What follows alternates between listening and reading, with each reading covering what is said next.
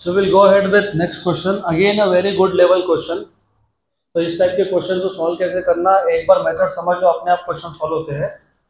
और straight rod of length L, हमारे पास एक स्ट्रेट रॉड है जिसका लेंथ कितना है L, extend from x equal to a to x equal to L plus a।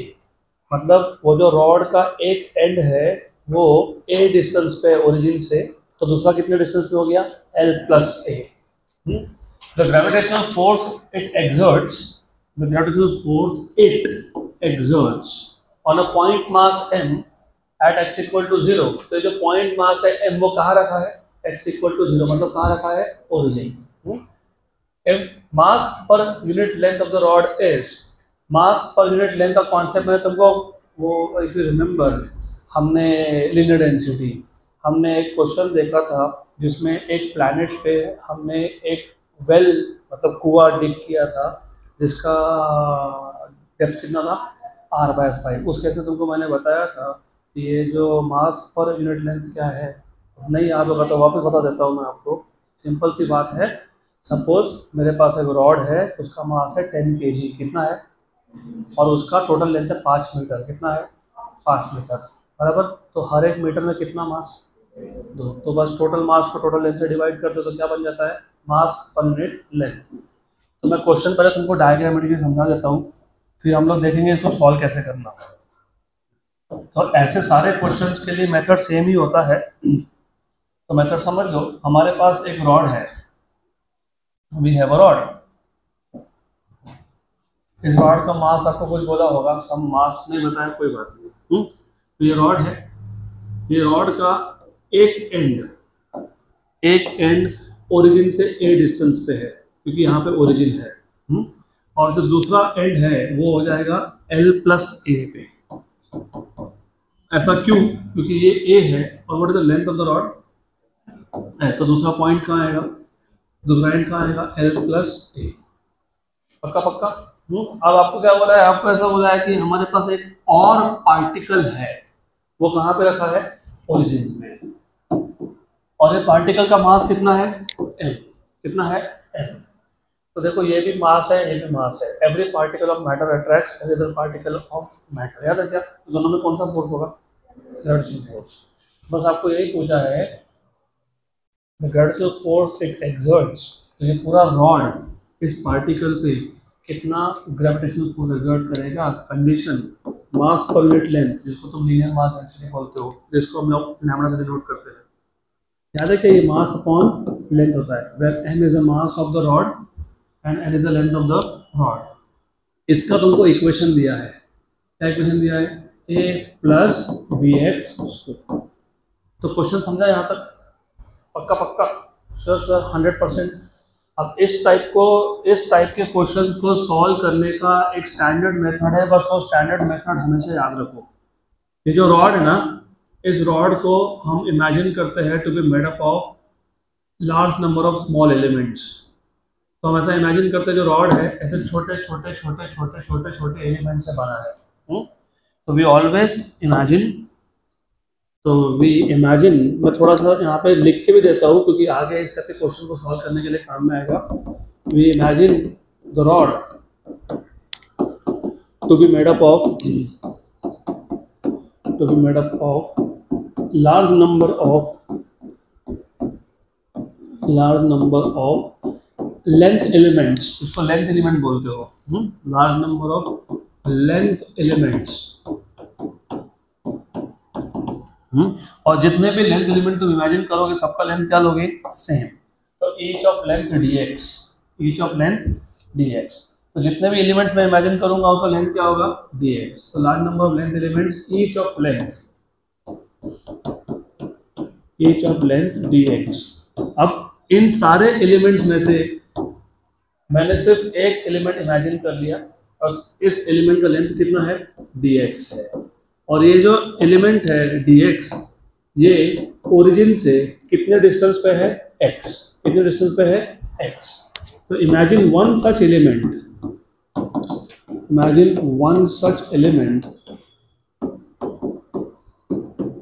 at a distance x from origin। अब origin से क्यों, क्योंकि हमारा दूसरा पार्टिकल कहाँ है, ओरिजिन पे, और तुमको फोर्स किस पे फाइंड करना है, उसी पार्टिकल पे करना है। और ग्रेविटेशनल फोर्स किस पे डिपेंड करता है, डिस्टेंस पे, तो डिस्टेंस कहाँ से मेजर होगा, उस पार्टिकल से होगा। पक्का, यहाँ तक क्लियर। हमारे पास एक रॉड था जिसका लेंथ था L, उस रॉड का एक एंड A डिस्टेंस पे है, तो दूसरा कितने डिस्टेंस पे है, L+A, और दूसरा पार्टिकल है वो कहाँ पे है, ओरिजिन पे।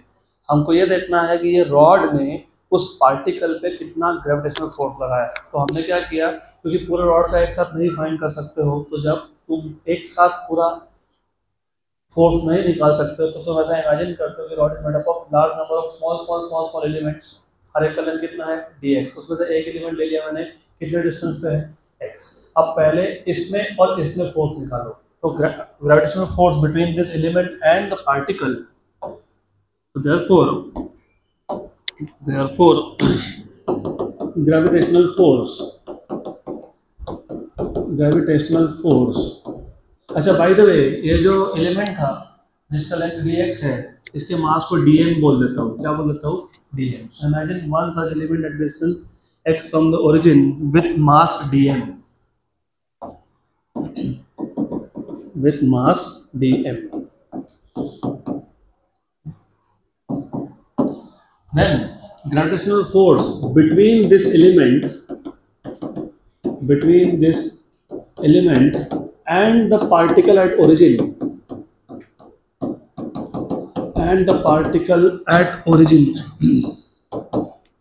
origin is, what is the formula for gravitational force, g mass 1 mass 2 upon distance का square। एडवांस का क्वेश्चन है लेकिन कुछ नहीं है, यही है, just too simple. g mass 1 is small m, particle का मास, मास 2 इज dm, किसका मास, एलिमेंट का मास, अपॉन डिस्टेंस कितना था, x²। एलिमेंट स्मॉल है कि नहीं, हाँ, तो फोर्स भी क्या होगा, स्मॉल, तो फोर्स इज ऑल्सो स्मॉल। यहाँ तक clear, equation number 1। but we have just defined lambda। what is lambda, mass upon length, बराबर। what is mass of the element, dm। what is length of the element, dx। therefore dm क्या हो गया, lambda dx। from 1 and 2, from equation number 1 and 2 you have force between the element and the particle, g small m upon x² और dm, लेकिन dm क्या आया, lambda dx।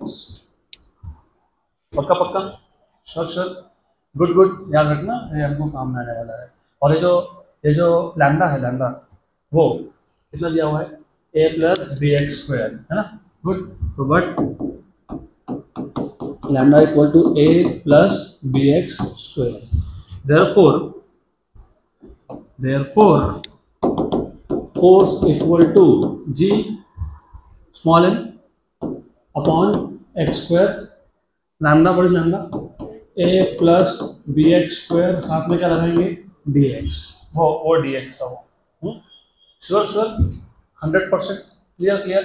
अब एक काम करो, therefore df इक्वल टू, दो टर्म्स में स्प्लिट कर लो। देखो gm को तो मैं बाहर ही रखता हूँ, gm is outside, keep it outside. सीधे जो x² इसको दे दो, तो क्या हो गया, a/x² dx plus b dx, क्यों, क्योंकि bx² अपॉन x² कितना हो गया, 1। यहाँ तक क्लियर। ये फोर्स किसके बीच में फोर्स है, एलिमेंट और पार्टिकल, लेकिन rod is made up of large number of such elements, और ये एलिमेंट शुरुआत कहाँ से हो रही है, इस एलिमेंट्स की A से कहाँ तक जा रहे हैं, L+A तक। तो टोटल फोर्स निकालने के लिए क्या करेंगे, integrate. Very good. therefore total force on this particle can be obtained by integration।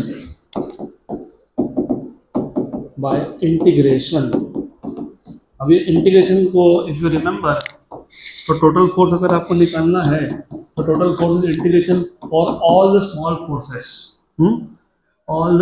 Forces df, correct, good.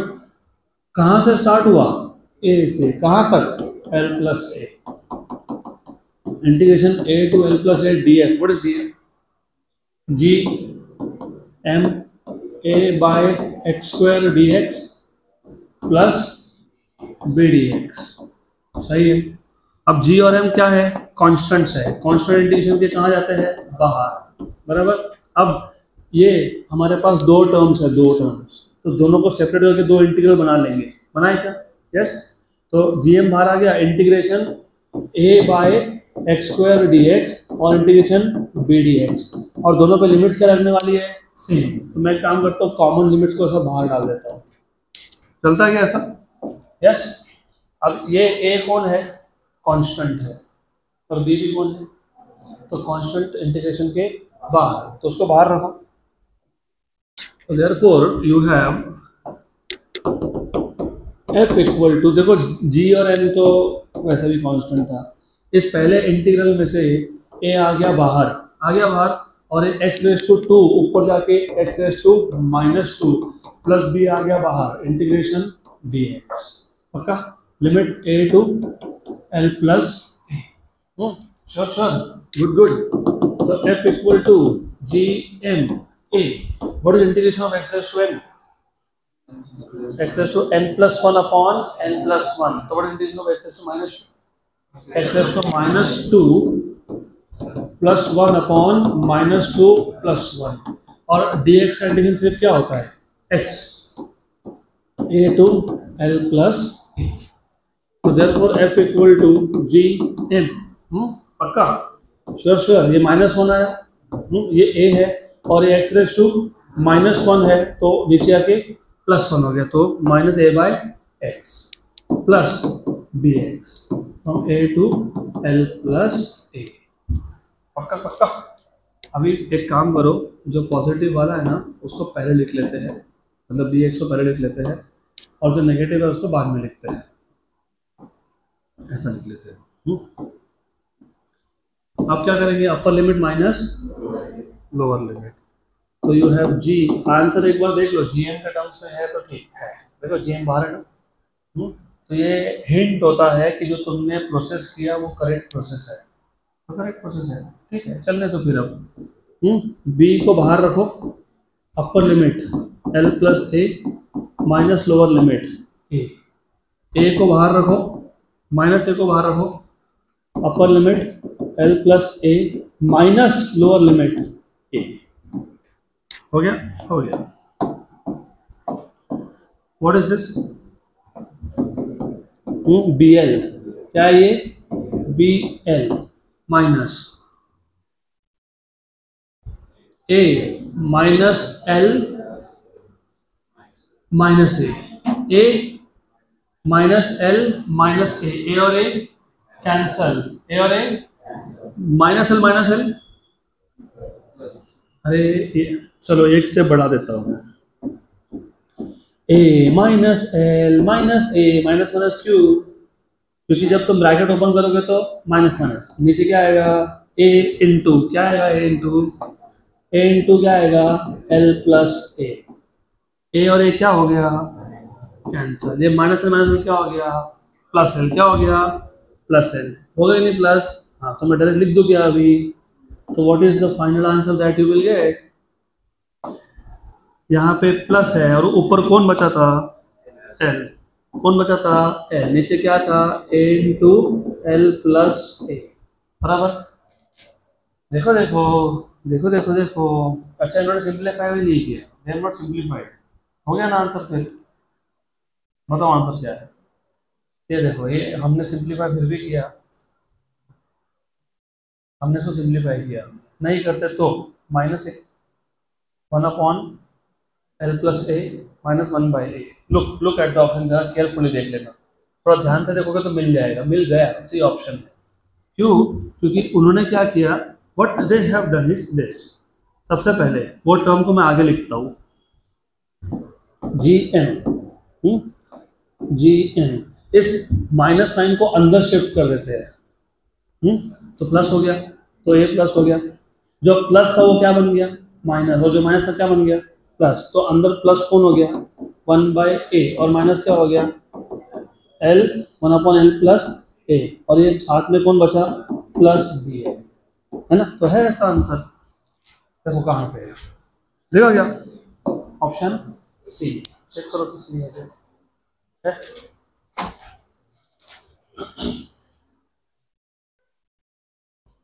तो ये पूरा मेथड मैं आपको एक शॉर्टकट वे में समझा देता हूँ कि ऐसा हमने सब क्यों किया है, उसका एक रीजन क्या है। पहले यहाँ ध्यान दो, एक रॉड है और एक पार्टिकल है। तो जब रॉड ग्रेविटेशनल फोर्स लगाएगा पार्टिकल पे, तो रॉड का हर एक पोर्शन उस पार्टिकल पे क्या लगाएगा, ग्रेविटेशनल फोर्स। अब प्रॉब्लम क्या है कि रॉड का हर एक पोर्शन, हर एक सेक्शन बोल सकते हो, वो पार्टिकल से सेम डिस्टेंस में नहीं है। बराबर, तो सेम डिस्टेंस में नहीं, तो ग्रेविटेशनल फोर्स किस पर डिपेंड करता है, डिस्टेंस पे। इसके लिए हमने क्या किया, हमने बोला कि ठीक है चलो एक छोटा सेक्शन ले लो पहले, उस छोटे सेक्शन का फोर्स निकाला। लेकिन क्या सिर्फ वो एक सेक्शन फोर्स लगा रहा था, नहीं, तो ऐसा हर एक सेक्शन क्या लगा रहा है, फोर्स। तो फिर टोटल फोर्स निकालने के लिए क्या करते हो, integrate. But that is the bottom line of such question, हमेशा ऐसा ही करना होता है। जब तुम एक साथ नहीं निकाल पा रहे तो एक छोटा सेक्शन ले लो पहले, उसका फाइंड करो, फिर इंटीग्रेट करो। और इंटीग्रेशन के टाइम हमने ए से कहाँ तक गए, एल प्लस ए, क्योंकि रॉड कहाँ से स्टार्ट हो रहा है, ए से कहाँ जा रहा है, L plus A. Next question, ये सिंपल है। दीज सॉरी, अभी थोड़ा ये क्वेश्चन को अच्छे से पढ़ना। Two satellites A and B have masses m and 2m respectively. A is in circular orbit of radius r, मतलब क्रिटिकल वेलोसिटी है उसके पास, and B is in circular orbit of radius 2r around the earth. The ratio of their kinetic energies, ratio of kinetic energies, जानबूझ के ऐसा लिखते हैं। Normally T stands for time period, तो जिसने क्वेश्चन ढंग से पढ़ा नहीं ना, वो काइनेटिक एनर्जी की जगह पे टाइम पीरियड का रेशियो लिख के आ जाएगा वहाँ पे। और जानबूझ के एक ऑप्शन दिया होगा जिससे तुम गलती करो। What is time period of a satellite, proportional to r⁻³ right, वो टाइम पीरियड है, ये काइनेटिक एनर्जी है। तो काइनेटिक एनर्जी का रेशियो निकालना है, तो काइनेटिक एनर्जी का रेशियो निकालना है तो मुझे पहले तो ये बताओ, what is kinetic energy of a satellite revolving around earth at a certain height. याद है क्या, G capital N small m by 2r। पक्का, सैटेलाइट एक हो, दो हो, तीन हो, 10 हो, 15 हो, राइट, सैटेलाइट का मास चेंज होगा और मे बी रेडियस चेंज होगा, लेकिन ये क्या रहेगा, कांस्टेंट। मतलब kinetic energy is proportional to m by r। Very good. तो kinetic energy of A upon B is mass of A upon mass of B और RB अपॉन RA। पक्का। What is mass of A, m, what is mass of B, 2m।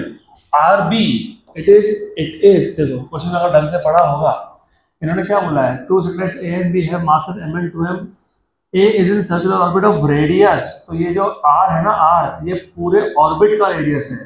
किसका, orbit का, मतलब centre से लेके तो satellite तक का डिस्टेंस कितना है, R, और B का कितना है, 2r। तो ये RB की वैल्यू कितनी है, RB की वैल्यू कितनी है, 2r है, 2r है ना, और ये कितना है, R। पक्का पक्का, श्योर श्योर।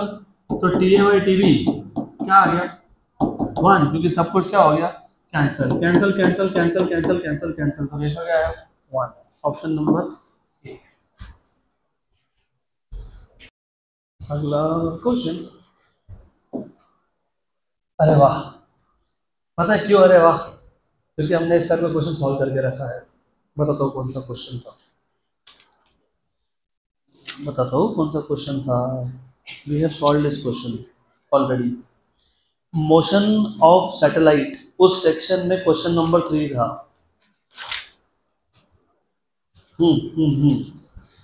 याद है क्या, इक्विलेटरल ट्रायंगल के 3 वर्टेक्स पे 3 मासेस थे, और वो मासेस म्यूचुअल ग्रेविटेशन की वजह से क्या हो रहे थे, सर्कुलर मोशन परफॉर्म कर रहे थे। और how they were performing circular motion, they were circumscribing a circle. वही क्वेश्चन है, सिर्फ अभी इक्विलेटरल ट्रायंगल की जगह कौन है, स्क्वायर। तो क्वेश्चन पहले पढ़ लेते हैं। 4 identical particles of mass m are located at the corners of a square of side A. What should be their speed if each of them revolves under the influence of other's gravitational field in a circular orbit circumscribing the square? तो अगर आपको वो question का method याद है। इसलिए मैं बार बार एक चीज बोलता रहता हूँ कि तुम ना क्वेश्चन को छोड़ो, पहले मेथड याद रखो। What was the method? वहाँ पे हमने क्या बोला था कि जो 3 मासेस है, तीनों में से एक ही मास से पहले फोर्स निकालो। तो find out what is the force on one particle due to other particles. Gravitational force की बात कर रहा हूँ मैं। और यही ग्रेविटेशनल फोर्स क्या प्रोवाइड करता है? सेंट्रीपिटल फोर्स, क्योंकि पार्टिकल्स क्या परफॉर्म कर रहे हैं? Circular motion. तो यहाँ पे भी मेथड वही रहेगा। तो हम लोग क्या करेंगे, हम जो पुराना मेथड था उसी को फॉलो करते हैं और देखते हैं कि आंसर आता है कि नहीं। आने तो वाला ही है आंसर, लेकिन you have to also verify कि सच में वही आंसर आता है। आ तो जाएगा। तो व्हाट वी हैड इज, हमारे पास था एक स्क्वायर था बेसिकली। तो वी हैड अ स्क्वायर। उस स्क्वायर के चारों वर्टेक्स पे, एक एक पार्टिकल है जिसका मास है m।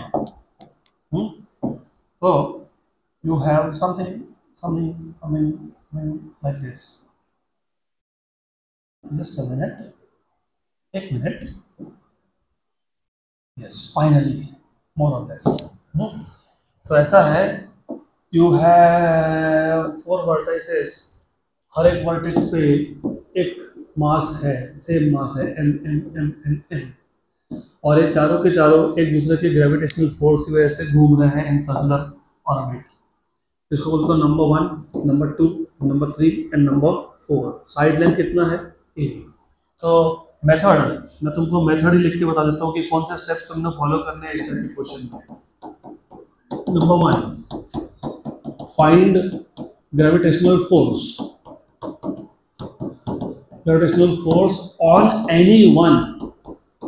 on any one particle। इसको मैं Fg बोल देता हूँ। Number 2, centripetal force is equal to this gravitational force. बस ये 2 स्टेप परफॉर्म करने होते हैं। डन। तो आपकी मर्जी, आप बताओ कौन सा पार्टिकल उठाए, इस पे फोर्स निकालना है। 1, चलो 1। तो अभी ये देखो कि 1 को कौन कौन अट्रैक्ट कर रहा है? 2, 4 और 3। और अट्रैक्ट कर रहा है, अट्रैक्ट करना मतलब खुद की तरफ पुल करना। तो ये हो गया फोर्स ऑन 1 ड्यू टू 2, बराबर। उसके बाद यहाँ पे आ गया force on 1 due to 4। This is force on 1 due to 4, this is force on 1 due to 4। उसके बाद you have force on 1 due to 3, वो होगा अलोंग द डायगोनल। और अलोंग द डायगोनल बोला मैंने जानबूझ के, क्योंकि तुमको अब समझेगा कि what is the importance of this, right. There are 2 important things. Along the diagonal centre भी यहीं पे होता है। नंबर 2, जब 3 फोर्सेस हो, अभी हम लोगों ने जब वेक्टर सीखा था तब हमने देखा था कि हम 2 वेक्टर्स को सॉल्व कर सकते हैं, 3 को एक साथ नहीं कर सकते। और इसलिए तुमको मैंने बताया था जब 3 वेक्टर्स हो तो पहले उन 2 को सॉल्व करो जो एक दूसरे को क्या हो, परपेंडिकुलर। तो पहले किसको सॉल्व करोगे? F12 और F14, राइट। तो ये पहले हम लोग क्या करेंगे, F12 और F14 को सॉल्व करेंगे। F12 and F14। और by the way you have to also know कि ग्रेविटेशनल फोर्स किस पे डिपेंड करता है generally. In general, what is the formula of force? Gm1 m2 by r square। तो ये याद रखना।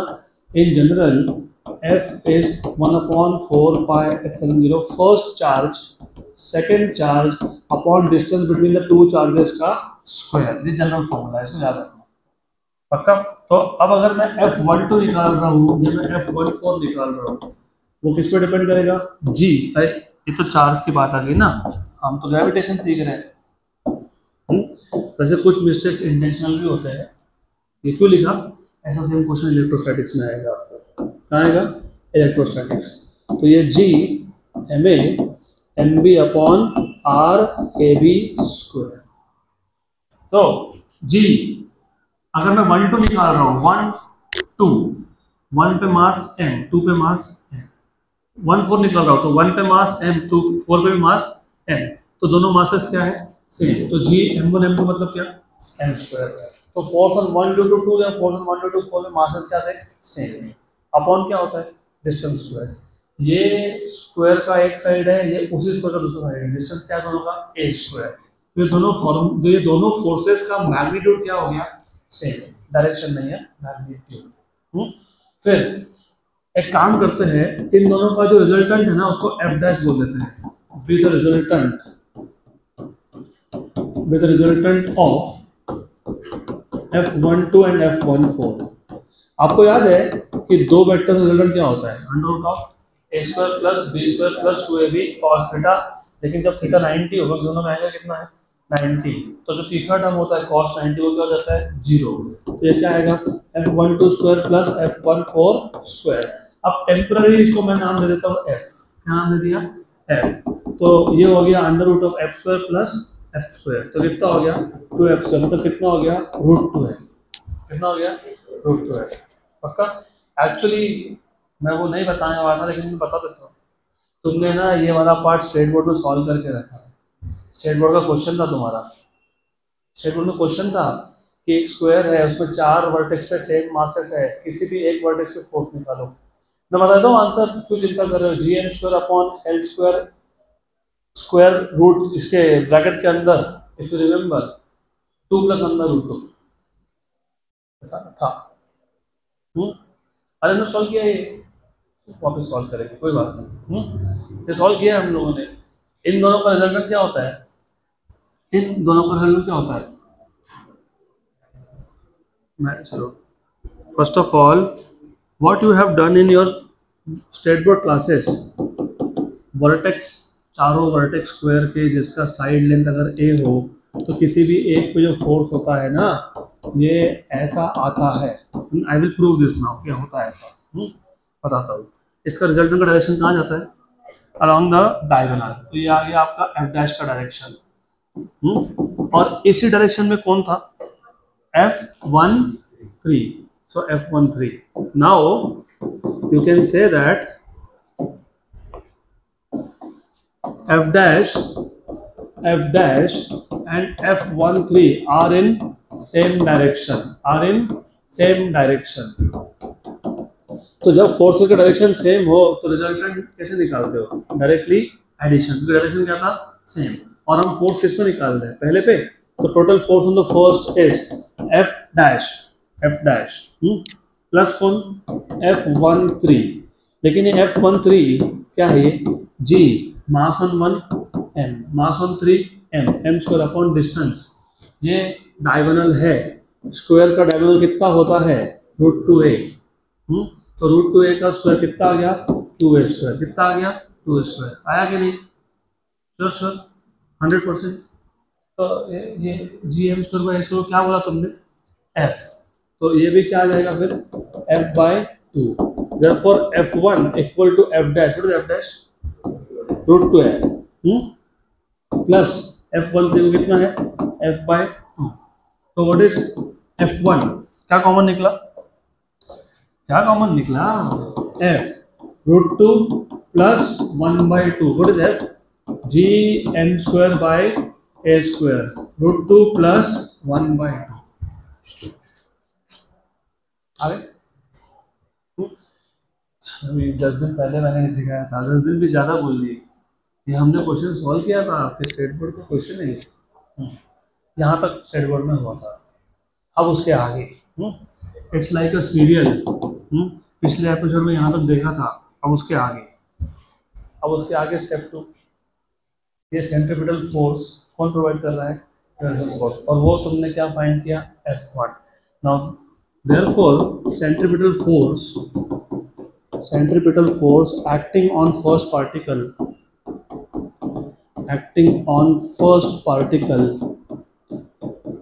is given by this force F1. So therefore you can write down centripetal force on the first particle equal to gravitational force on the first particle, जो यही है। What is centripetal force, mv square by r। well r is the radius of the orbit। अब देखो ऐसा है, यहाँ से यहाँ तक ये डायगोनल तो है ही, लेकिन ये डायामीटर भी है सर्कल का, हाँ कि ना। √2a, तो व्हाट इज रेडियस? √2a/2, तो a/√2, तो यहाँ से यहाँ तक ये जो है ना, ये रेडियस है, रेडियस ये आएगा √2a/2, मतलब a/√2, तो a/√2, तो ये जो है ना, ये r, ये a/√2 आएगा, लिखेंगे वो। You have gm²/a² √2 + 1/2, cancel cancel, v² upon क्या लिखेंगे, a/√2, और ये √2 गया इधर, equal to gm upon a² √2 + 1/2, ये और ये हो गया कैंसल, हो गया। इस √2 को शिफ्ट कर दो, तो v² इक्वल टू gm/a, √2 को शिफ्ट कर दिया ना, तो √2/√2 मतलब 1/2 √2। सही है, सही जा रहा है, कोई प्रॉब्लम नहीं है। 1.16 √gm/a, 1.16 √gm/a, गुड। तो कैसे आया ये बताता हूँ मैं। v² इक्वल्स टू gm/a, ये 1 हो गया, व्हाट इज 1/2? 0.5, कितना? 0.5। What is 1/√2? 0.7, क्योंकि हमने साइन कॉस में बहुत बार देखा, sin 45 cos 45 1/√2, 0.7071, तो 0.7071 को 0.7 लिख लिया, और 0.5 था, 7 × 5 35, तो 0.5 × 0.7 इज 0.35, और उसमें एक ऐड कर दिया तो 1.35, तो v इक्वल टू √1.35 √gm/a। अब ये √1.35, ये याद होना चाहिए, ये होना चाहिए यार, you should know what is this. बताता हूँ कैसे है, wait a minute. What is 144 का रूट? 12। तो व्हाट इज 1.44 का रूट? 1.2। ये जो नंबर है ना, ये 1.44 से छोटा है, 1.35, तो 1.2 से थोड़ा छोटा आएगा, 1.16 आता है, चेक कर लो, 1.16 ही आता है। 1.35 का रूट 1.16, तो 1.16 √gm/a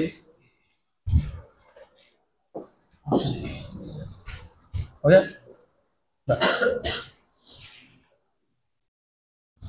अगला question, next question,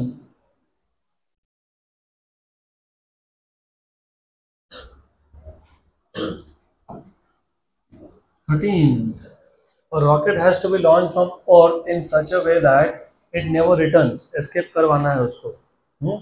If E is the minimum energy delivered by the rocket launcher, what should be the minimum energy that the launcher should have if the same rocket is to be launched from the surface of the moon?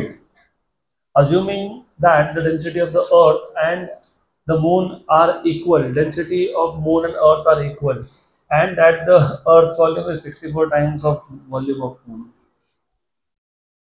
देखो सीधा नहीं बताया तुमको कि मास of earth is 64 times of mass of moon, घुमा घुमा के बताया। क्या बोला कि डेंसिटी सेम मान लो, और अर्थ का जो वॉल्यूम है वो मून के कंपेरिजन में कितना है, 64। अब मैं तुमको बताता हूँ इसका मतलब क्या होता है।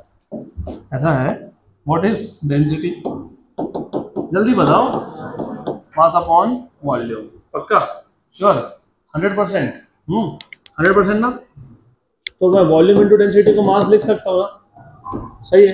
डेंसिटी कांस्टेंट है कि नहीं? हाँ, अगर डेंसिटी कांस्टेंट है तो वॉल्यूम इज प्रोपोर्शनल टू क्या हो गया, मास, तो मास इज प्रोपोर्शनल टू क्या हो गया, वॉल्यूम, ठीक।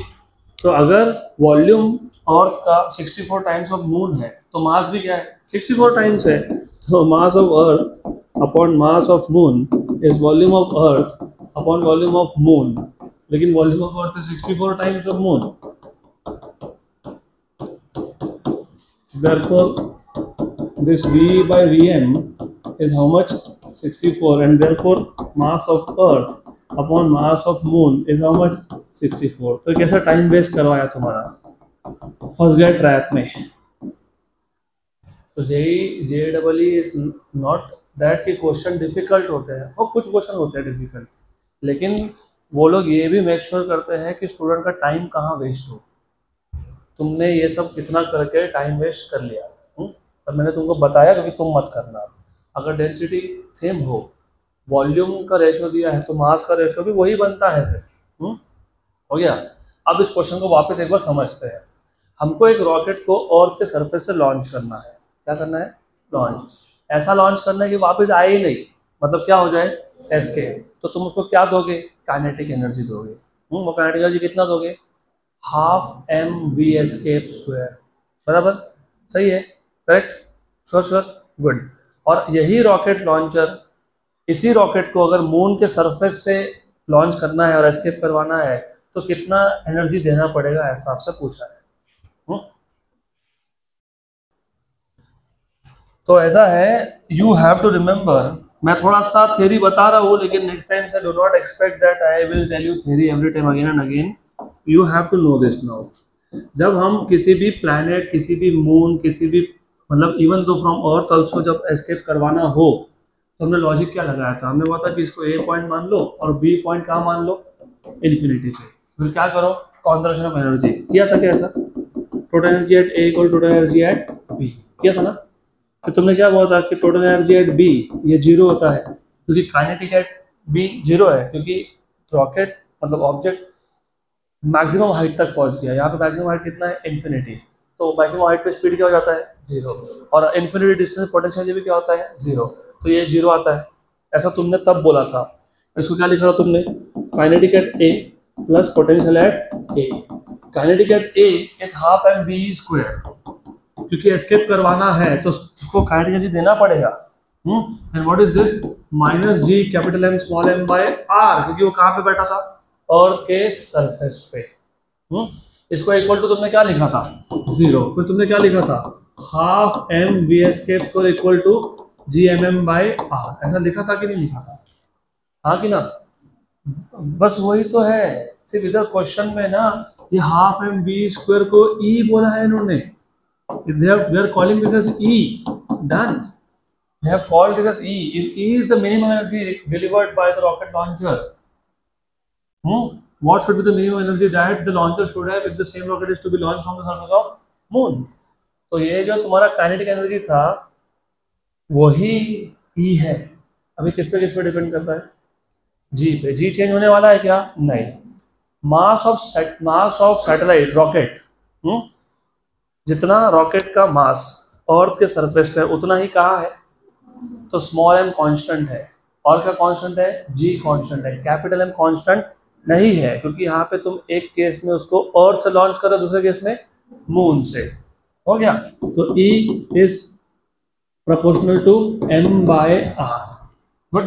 तो ये क्वेश्चन सॉल्व करने के लिए तुमको मास का रेशो चाहिए जो तुम्हारे पास है, और तुमको किसका चाहिए? रेडियस का जो तुम्हारे पास है। कैसे बताता हूँ, चलो। इसको इक्वेशन 1 बोलते हैं, इसको इक्वेशन 2 बोलते हैं। तुम्हारे पास ये इन्फॉर्मेशन था क्या? था क्या इन्फॉर्मेशन? हाँ। What is volume of a sphere? 4/3 pi r cube, मतलब 4/3 pi radius of earth cube equal to 64 4/3 pi radius of moon का क्यूब।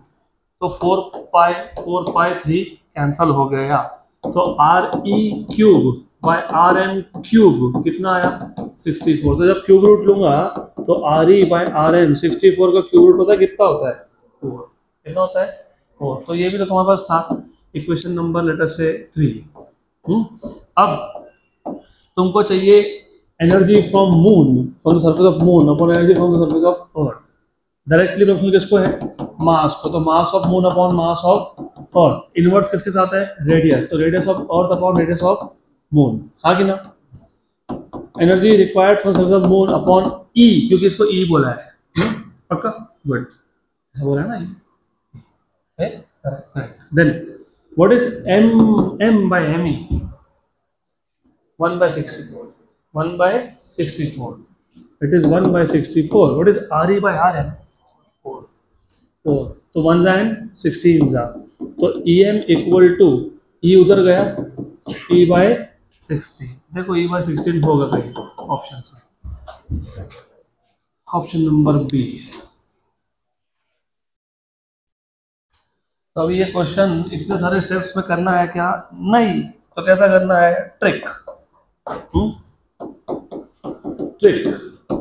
स्टेप नंबर 1, सबसे पहले आपको ये पता होना चाहिए कि जब भी एस्केप की बात होती है तो उस केस में kinetic energy from the surface, जिसको इन्होंने ई बोला है, it becomes negative of potential energy, क्योंकि kinetic energy plus potential energy equal to zero, क्योंकि इन्फिनिटी पे एनर्जी क्या हो गया? जीरो। तो kinetic energy is negative of potential energy. What is potential energy? GMM by R। सही है, correct. तो यहाँ से तुमको समझ में आ गया कि हम लोग सेम रॉकेट को अर्थ और मून से लॉन्च कर रहे हैं, तो स्मॉल m और g कांस्टेंट है, मतलब proportional to m by r। ये स्टेप नंबर 1 था। स्टेप नंबर 2, मतलब तुमको बेसिकली m और r का रेशो चाहिए। स्टेप नंबर 2, अगर अगर अगर वॉल्यूम का रेशो आपको दिया है और डेंसिटी सेम बोला है, तो जो रेशो वॉल्यूम का वही रेशो मास का। स्टेप नंबर 2 आ गया ये। स्टेप नंबर 3, और क्या चाहिए? r। Volume equals to 4/3 pi r cube, मतलब v is proportional to r cube. v is proportional to r cube, तो r is proportional to v raise to 1/3। हो गया? ठीक, गुड। तो अब देखो कैसे सॉल्व होते हैं क्वेश्चन। अगर ये तुमको समझा था तो e प्रोपोर्शनल टू क्या है? m, लेकिन m प्रोपोर्शनल टू क्या है? v। और इनवर्स प्रोपोर्शनल क्या है? r, लेकिन r किसको प्रोपोर्शनल है? v रेज टू 1/3 है ऊपर, so e proportional to v raise to 1 and v raise to -1/3। तो बेस सेम है तो पावर का क्या होता है? एडिशन। तो 1 - 1/3 2/3। पक्का पक्का, 100%? Sure sure, good good. तो you know em by ee equal to vm by ve raise to क्या? 2/3। ये कितना पता है? हाँ, 64 नहीं है, कितना है? 1 बाय, पक्का ना? 1/64। तो 1/64 रेज टू 2/3। पक्का श्योर? 64 का क्यूब रूट 4, 4 का स्क्वायर, तो हमारा क्या आया? हो गया। This is how you should be solving such questions. अगला क्वेश्चन। अरे प्रिंटिंग एरर, कोई बात नहीं, करेक्ट कर लेंगे। A solid sphere of mass m, a solid sphere of mass m and radius a is surrounded by a uniform concentric spherical shell of thickness 2a and mass 2m. The gravitational field at a distance 3a from the center will be। अच्छा, थोड़ा सा question समझ लो। हमारे पास एक solid sphere है, solid sphere है। दो type के स्फीयर तुमको पता होगा, एक होता है हॉलो, जो शेल जैसा होता है, अंदर से खाली फोकल, और एक होता है solid which is filled from inside. हमारे पास एक सॉलिड स्फीयर है जिसका मास कितना है? m, और उसका रेडियस कितना है? a। और हमारे पास एक स्फेरिकल शेल है, उसका मास कितना है? 2m, उसका रेडियस कितना है? 2a। थिकनेस मतलब रेडियस 2a। और आपको ग्रेविटेशनल फील्ड पूछा है कहाँ पे? 3a डिस्टेंस पे फ्रॉम द सेंटर। तो पहले डायग्राम समझ लो। हमारे पास एक सॉलिड स्फीयर है, इस सॉलिड स्फीयर का मास कितना है? m, सॉरी मास तो है, रेडियस कितना है? a। Mass is m, radius a। और एक कॉन्सेंट्रिक स्फेरिकल शेल है हमारे पास, कॉन्सेंट्रिक स्फेरिकल शेल है। ओके, ऐसा है। इसका रेडियस कितना है? 2 है। मास कितना है? 2 है। और हमको एक पॉइंट पे जिसका डिस्टेंस कितना है? 3a। तो रिमेंबर, हमको एक पॉइंट पे, सम पॉइंट पे जिसका डिस्टेंस कितना है? 3a, यहाँ पे क्या फाइंड करना है? फील्ड। क्या करना है? Very good. अब याद रखना, क्योंकि ये ग्रेविटेशन है, ग्रेविटेशन में कभी भी रिपल्सिव फोर्सेस होते ही नहीं है। इसका मतलब P पॉइंट पे जो अंदर का सॉलिड बॉल है उसका जो फील्ड है और जो बाहर वाला जो शेल है उसका जो फील्ड है, वो दोनों का डायरेक्शन सेम होगा, क्योंकि रिपल्शन यहाँ होता ही नहीं है। तो P पॉइंट पे पहले का फील्ड और शेल का field will be in the same direction. और अगर दो वेक्टर्स सेम डायरेक्शन में हो तो उनका हम लोग क्या करते हैं? डायरेक्ट एडिशन करते हैं, क्या करते हैं, डायरेक्ट एडिशन। इसको 1 नंबर बोल देते हैं 1, दिस इज 1, और शेल को बोल देते हैं 2। तो P पॉइंट पे जो टोटल ग्रेविटेशनल फील्ड होगा, रिमेंबर फील्ड को हम किससे नोट करते थे, I से, वो क्या आएगा, I1 plus I2। What is the formula of gravitational field, Gm by distance का square.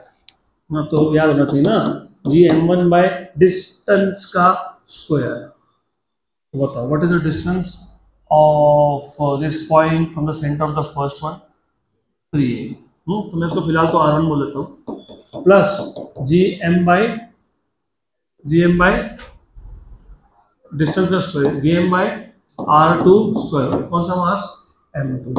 What is mass M1, M, what is distance R1, 3a, पक्का पक्का, 3a का square. What is mass M2, 2m, what is distance again 3a। अरे distance centre to centre होता है, पहले के centre से P पॉइंट 3a पे था, ये कॉन्सेंट्रिक है, इसका भी सेंटर सेम है, तो इसका भी डिस्टेंस कितना है, 3a है, कितना है, तो ये एक बार और वो 2 बार, तो कितना आया, 3 बार, 3 बार क्या आया, Gm/3a स्क्वायर, पक्का, गुड, सर 3 और नीचे 3 स्क्वायर, तो 3 क्या हो गया, कैंसिल, तो 3 कैंसिल हो गया, तो क्या बचा, Gm/3a square, Gm/3a square, option A. Next question,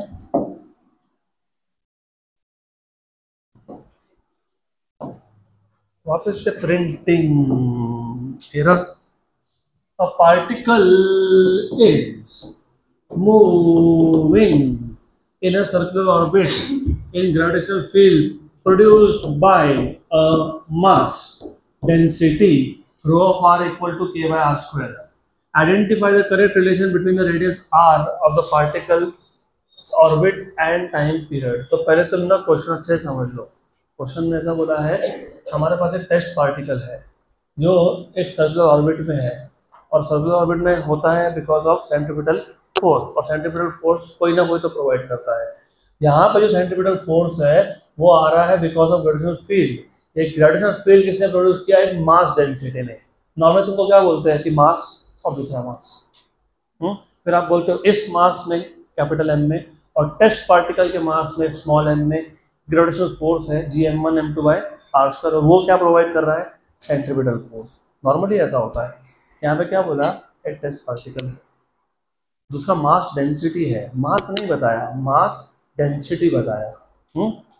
और ये जो टेस्ट पार्टिकल है वो क्या कर रहा है, सर्कुलर मोशन। क्यों कर रहा है, because of the gravitational field produce by mass density. जो दूसरा पार्टिकल है उसका मास नहीं बताया, उसका क्या बताया, मास डेंसिटी। ठीक, पक्का। अब आपको सोचना पड़ेगा कि ये क्वेश्चन को हम सॉल्व कैसे करें। और आपको रिलेशन किसका पूछा है, टी और R. What is T, time period, what is R, orbital radius. अब तक तुम बोल रहे थे T square proportional to R cube, मतलब तुम अब तक बोल रहे थे T square by R cube is constant, क्योंकि T square is proportional to R cube, मतलब T square equal to constant into R cube, मतलब T square by R cube equal to constant. ये यहाँ पे चलेगा नहीं, ये यहाँ पे बिल्कुल चलेगा नहीं, नहीं तो डायरेक्ट लिख के आ गए। अरे इजी था, बाद में समझ में आया, मार्क्स काटना भी इजी था, -1। तो कैसे सॉल्व करेंगे, how do you think we will solve this question.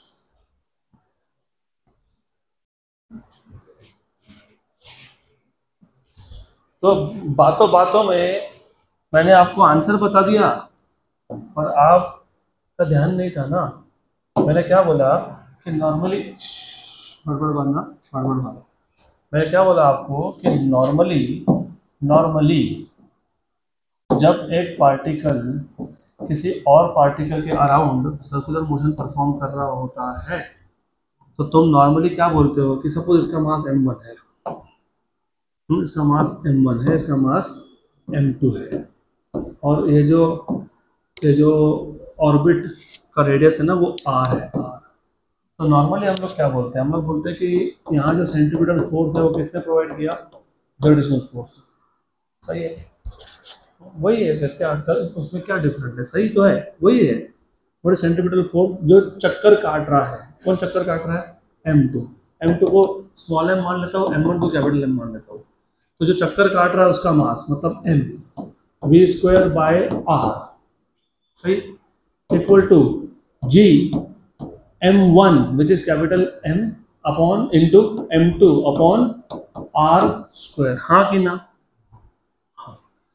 अब प्रॉब्लम यहां से स्टार्ट होता है कि इस केस में तुमको जो कैपिटल M है वो पता नहीं है। कैपिटल M पता है क्या? नहीं। स्मॉल m तो पार्टिकल का मास तो हमने मान लिया, कुछ तो होगा, लेकिन जो सेंटर पे ऑब्जेक्ट है ना, उसका तुमको डेंसिटी दिया हुआ है। क्या दिया हुआ है? डेंसिटी दिया हुआ है।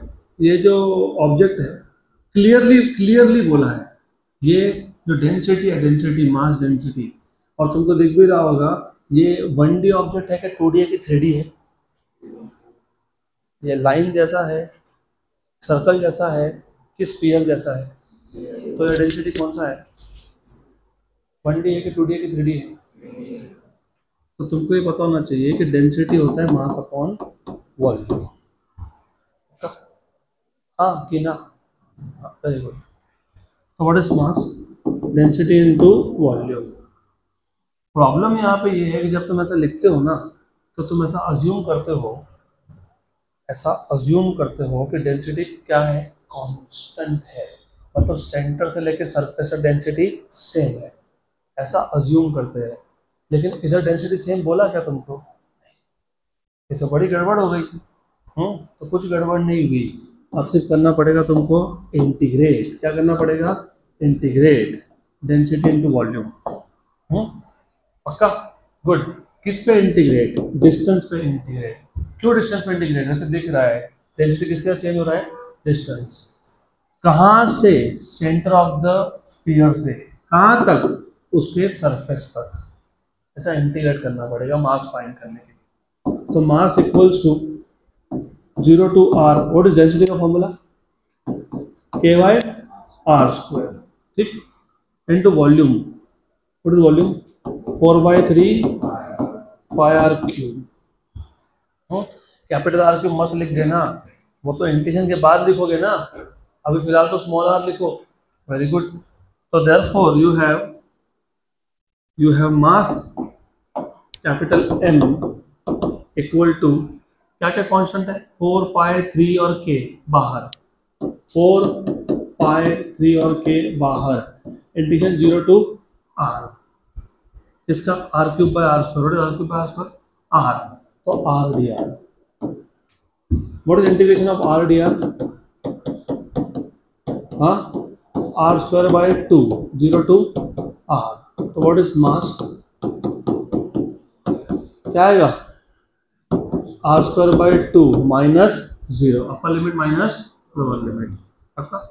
ये आ गया मास इक्वेशन नंबर 2। इसको सब्स्टिट्यूट कर दो इक्वेशन नंबर 1 में, और 1 में पहले से ये कर दो कैंसल। कर दिया कैंसल? अरे रुको जरा, जानबूझ के नहीं कैंसिल किया मैंने। मैं देखना चाह रहा था कि जो मास है इसको सॉल्व करने के बाद r क्या होता है। अभी वो r कैंसिल कर सकता हूँ मैं। अब चाहो तो इधर भी कर दो, कोई दिक्कत नहीं, कर दो कैंसिल। Good, right, sure. तो therefore from 1 and 2 you have v² equals to g/r into m. What is m? 4π/3k r²/2। मैं इसको 2 स्टेप में सॉल्व करके देने वाला हूँ अभी 2 मिनट में, थोड़ा ध्यान दोगे तो। पहले तो कर लो ये, और ये क्या हो गया, हो गया कैंसिल। Very good. हाँ, वो छोड़ो ना उसको, पूरा कांस्टेंट है। तो v इज प्रोपोर्शनल टू,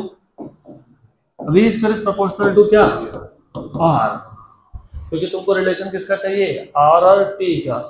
तो बाकी तो सब नंबर्स है ना, उसको क्यों लिख रहे हो, छोड़ो उसको, जाने दो। सर्कुलर मोशन में v क्या होता है, भूल गए, r ओमेगा होता है। r ओमेगा होता है, बराबर। ओमेगा क्या होता है, 2π/t होता है।